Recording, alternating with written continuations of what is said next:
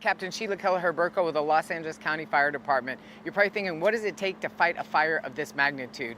This footprint is bigger than the city of Paris. When you put that in perspective, how much has burned.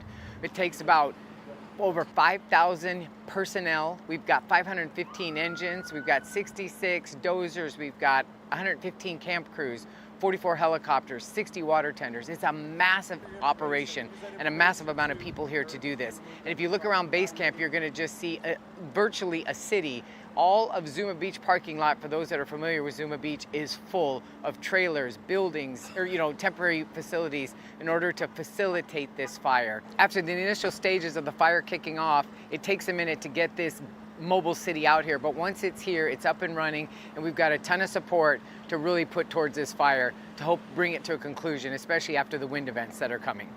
It is a virtual city out here. We've got bunks, we've got tents, we've got places to go to fix your equipment if it's lost or broken, or if you run out of something.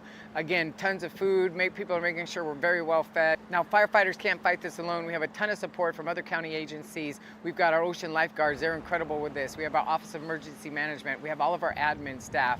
We have just a huge outpouring of help and support from all the county agencies.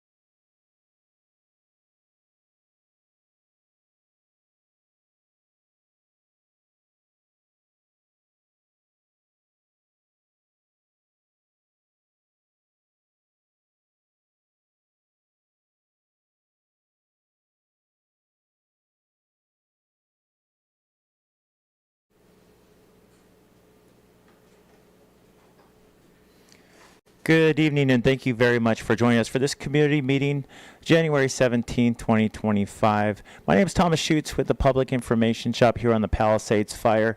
We switched up the format a little bit this evening based on some feedback we've gotten over the last couple days. So what we're going to do is give a briefing from our incident meteorologist.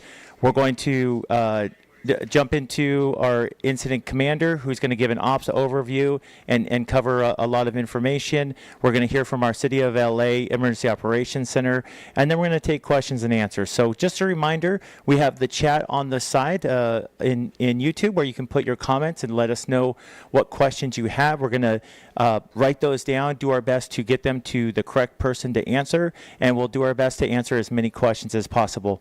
We'll go ahead and kick things off with our incident meteorologist. All right, good morning, or good evening, everybody. Rich Thompson, incident meteorologist with the National Weather Service, assigned to the Palisades incident. Weather-wise, today was a very typical mid-January day across fire. Had an onshore southerly sea breeze this afternoon, brought in some moderate to high humidity, so definitely cooler, more moist conditions, and a little bit, your typical winds gusting about 15 miles per hour. We're going to expect those conditions to continue through the weekend, so all the way through Sunday, going to be that same pattern, that onshore flow, sea breeze, high humidity, so forth. So overall, very good conditions for firefighting efforts. However, going into Monday and for most of next week, there's going to be a return of the Santa Ana winds. Right now, it looks like generally a moderate event across the area, with the peak winds going to be anywhere from Monday night through Tuesday, and then Wednesday night into Thursday. As these Santa Ana winds do develop, they're going to bring in some very, very, very dry air with humidities in the single digits throughout the entire week. So therefore, we do have a possibility of critical fire weather conditions all the way from Monday through Friday. So currently right now, we do have a fire weather watch in effect for this area from 10 a.m. Monday until 10 p.m. Tuesday for the possibility of those critical fire weather conditions. So again, a fire weather watch from 10 a.m. Monday through 10 p.m. Tuesday, and those Santa Ana winds and those dry conditions are going to continue Wednesday into Friday, but right now we'll have that possibility, and possibly that watch may need to be extended and so forth. Right now, it's in effect till 10 p.m. Tuesday.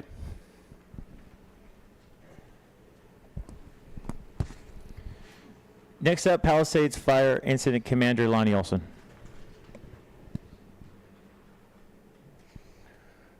Good evening, everyone. Lonnie Olson, one of your Unified Incident Commanders here on the Palisades incident, along with Los Angeles City Fire Department, Los Angeles County Fire Department, Los Angeles Sheriff's Department, and the LAPD. For incident update, we have 23,713 acres. The fire is now at 39% containment. There are over 4,700 personnel assigned, and that includes over 680 pieces of fire suppression equipment. Our crews continue to strengthen the control lines along the perimeter, as well as search and destroy any hot spots that are within the fire perimeter. For structure damage, the update as of this evening is 3,798 structures destroyed. Of that, we have 3,186 homes confirmed. Over the last 48 hours, we were able to do some repopulation outside the fire perimeter in and around the communities, and that allowed over 26,000 Angelenos to return home as of this afternoon.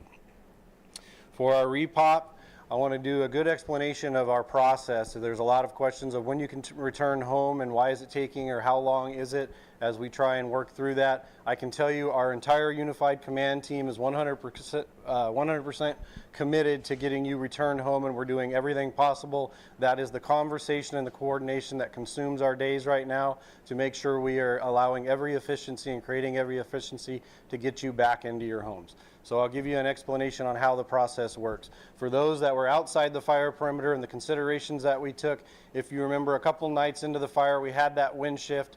We went from the offshore flow to the onshore flow, and we had that flare up in the Mandeville Canyon area. Those are exactly the kind of things that we're looking at and taking precautions to make sure that we have buttoned up before we allowed you back into your houses. Come the last 48 hours, we had that same event. We had the Santa Ana's return, then we had the onshore flow. We had to go through that wind testing process to make sure we were 100% sure that we were going to be able to safely return to your homes, and we were slowly able to do that over the last 48 hours. As for those within the fire perimeter, we have a long road ahead. So I want to kind of describe some of that process to you and some of the work that is going on in coordinated efforts to make sure we can return you back to those areas as soon as possible. So first, our damage inspection teams have to go out and do an inspection and create a document that allows you that documentation for your home on what the damage level is within your home. So if there's over 50% damage, they're going to call it destroyed. If there's less than that, they're going to call it damaged. And then at a lot lower percentage, they're looking at what they'll call a minor, and that'll be the report that you will see on the multiple websites that we have available providing you that information. On top of that, we have 6 USAR teams out in the area performing search patterns. Not only are they looking for missing person reports, but they're also identifying hazards within the area, so that not only when we allow our other cooperators to enter the area, it's also deemed safe and at least identifies the hazards when we allow you guys back into the area. There's also an active investigation going on into what has started the fire, and that does have some constraints, and we have to allow that process to work and make sure that they get every opportunity to find out what caused the fire. Our utility companies will then enter the area and do what we're called a make safe. We're not asking them to go in and restore every piece of infrastructure. We're asking them to go into the area and make the area safe for you and for our public safety and cooperators to return to the area to restore those essential services. That includes all of the utility companies and both our Public Works and Caltrans to go and restore the roads and make sure that they're safe to drive on, as well as remove any hazardous trees in the area. Then we have to get our building and safety into the area, and they have to go through and tag all of those structures that may be deemed unstable or unsafe to rehabilitate. And then our public safety has to evaluate things like the air quality, the water quality, and there's also the concerns about hazardous materials, electric vehicles, solar battery packs, those kind of things. They have to go in and we have to exclude those areas, and then we have to identify them. Both our Los Angeles City Fire Department and Los Angeles County Fire Department hazmat teams are going to have to engage in that and make sure that those areas are excluded or we remove the hazards so that you can return there safely and we don't return you to a dangerous environment. That concludes our update for the incident. Thank you, and ensure that we are working tirelessly to return you to your homes.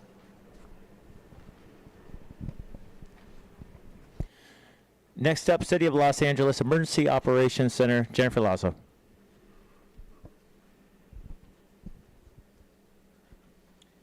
Good evening. My name is Jennifer Lazo, and I'm with the Emergency Management Department of the City of Los Angeles. The Emergency Operations Center remains activated at level 1 in order to ensure that all of the city departments and city agencies are working together seamlessly to help plan for the response and recovery to these devastating wildfires. Tonight I'm going to share a few of the different resources that are available to you as you go through the recovery process. The first are ones that you can find online at the LA City website, lacity.gov. Then when you're on lacity.gov, click on the link Los Angeles Wildfire Recovery, and you'll find a variety of resources available for you that you can go use from wherever you are. It includes different forms of assistance, damage assessment claims, and information on how to notify us of lost pets in the evacuation area. But oftentimes we find it can be much more effective to actually talk to people in person in order to get your questions answered. And that is why the Disaster Recovery Center has been opened in Westwood. It is located at 10850 Pico Boulevard at the UCLA Research Park. And this center has more than 75 agencies present that can help you find the variety of resources that will help you begin the recovery process. This includes FEMA, the SBA, many different state agencies, county agencies, and city agencies. It's a one-stop resource center where you can replace lost vital records like birth certificates, death certificates, and your driver's license. You can get resources on how to make your home livable, such as cleaning up ash and restoring utilities. The Department of Water and Power and SoCal Gas are both present at the center. And you can apply for disaster relief loans and different kinds of financial assistance from both public and nonprofit organizations that can cover things like your current living expenses, food, clothing, and housing. You can replace medication, get mental health counseling, get assistance for your business, or if you were an employee who lost work due to the fire, you can get assistance with that. And since it's open, more than 1,100 households have come through so far. Also, it can be a bit overwhelming with 75 agencies there. You do not need to get it all done in one day. You can come back again and again as your time allows. We do have some childcare resources there as well, so we have a safe place for your kids to be while you have these conversations with the various agencies there. So thank you so much.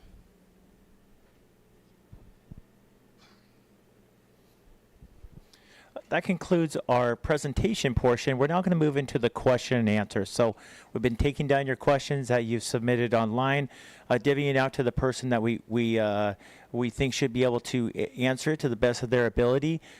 Forgive a little bit of lag time. This is happening in real time, so we're going to bring folks up and do our best to answer as many questions as possible.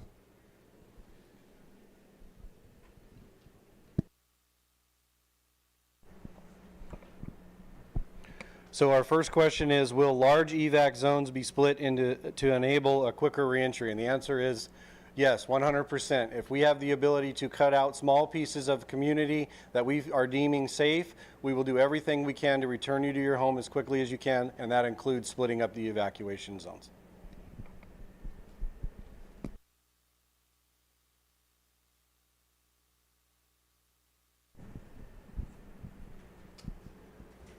Good evening, everybody. Christian Litz, Operations.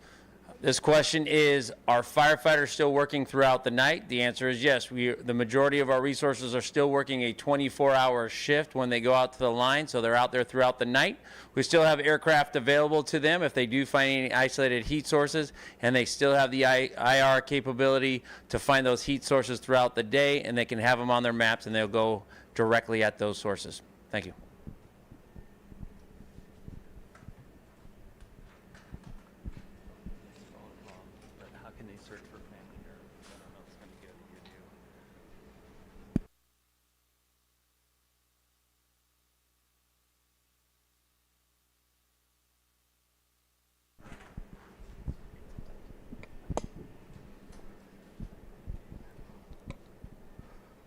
So the next question that we received is there a process for residents to enter and search for any heirlooms or family heirlooms or any surviving family heirlooms? And the answer is yes. This is one of the things that we do and why we allow residents to enter first back into those property and into those areas is for that very reason, so that you can go in, and we're looking to find opportunities to provide you with some tools and assistance, and we'll work through both the Office of Emergency Management and the Emergency Management Department to try and provide you with some stuff to assist you in that process. But yes, there will be an opportunity for the homeowners to return and try and sift through and find their belongings.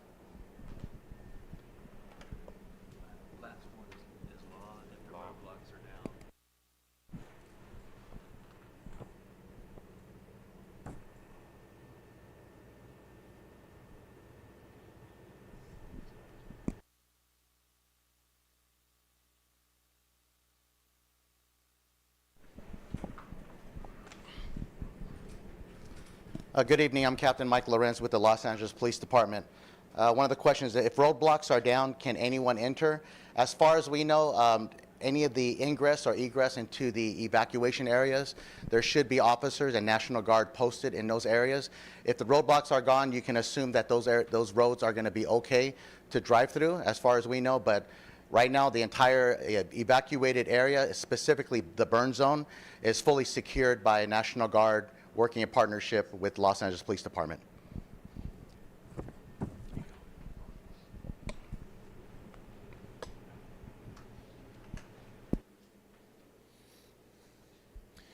Okay, we appreciate everybody joining us. One of the benefits of doing this nightly is that we're hopefully able to stay on top of your questions. One of the big ones is always about evacuations, and so we want to really encourage folks to download the Genesis app. It's spelled Genasys.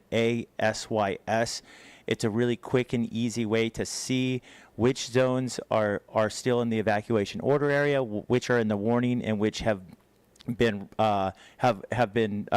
reduced back to normal. One of the challenges in any incident is really getting that information out to you. And so we do news releases to get that information out. We push it through multiple social media channels. We have the Cal Fire Palisades Fire website, fire.ca.gov, and you can go to the Palisades Fire. But one of the other great ways is by downloading the free Genesis app. You can set it for notifications so you find out right away what's going on. So again, download it through your cell phone, Genesis, Genasys, and that'll help keep you up to date on the latest evacuation zones. We appreciate everybody joining us. Please continue to follow all the official channels for more information, and we'll see you again tomorrow night at 6:30. Thank you.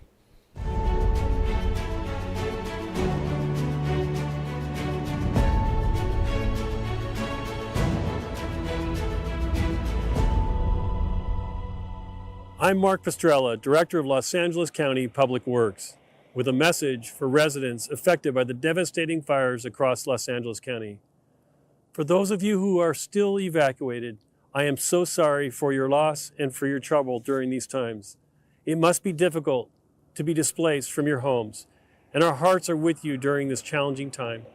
Rebuilding after a wildfire takes time, careful planning, and collaboration.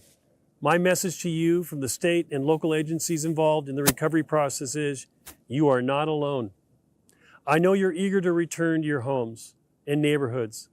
We ask for your patience as affected roads and utilities are assessed and the safety of homes and other structures is determined. Once that work has been done, property owners will be allowed to return. I strongly urge you not to attempt to remove hazardous fire debris yourself. Post-fire debris can contain toxic materials, including asbestos, lead, mercury, and other chemicals that are released when structures burn. These materials pose serious health risk if handled improperly or inhaled.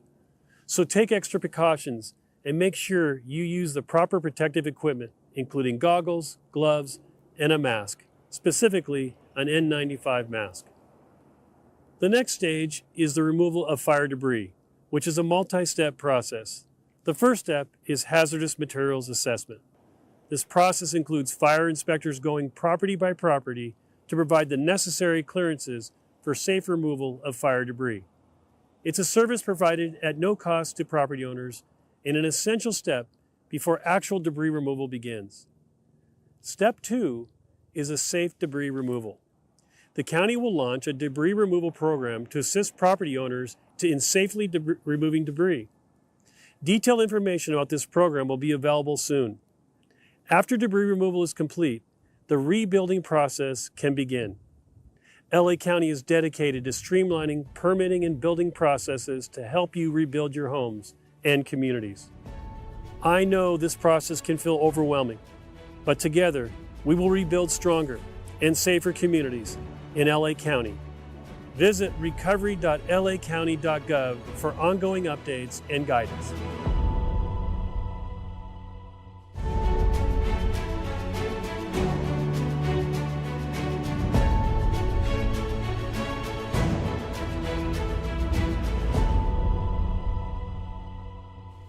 Hello, my name is Laurel Robinson. I'm the Vice President of Learning and Engagement at the Natural History Museum of Los Angeles County. The Natural History Museum is proud to be a public resource, and we're fortunate to have space for respite and convening that we can offer for free to communities this week at both the Natural History Museum and the La Brea Tar Pits. We're also happy to be partnering with LA County Parks and Rec to support their youth care camps, offering free field trips to our museums, and also bringing our mobile museum program to park sites. We also have an extensive network of community partners who we're in communication with and assessing how we can best be supporting their efforts. For more information, please visit nhm.org and tarpits.org. Our social channels are regularly sharing updates on resources for the community. Our hearts are with you, and we can't wait to see you at the Natural History Museum. We know that the Eaton Fire and fires throughout Los Angeles County have devastated families, children, and neighborhoods.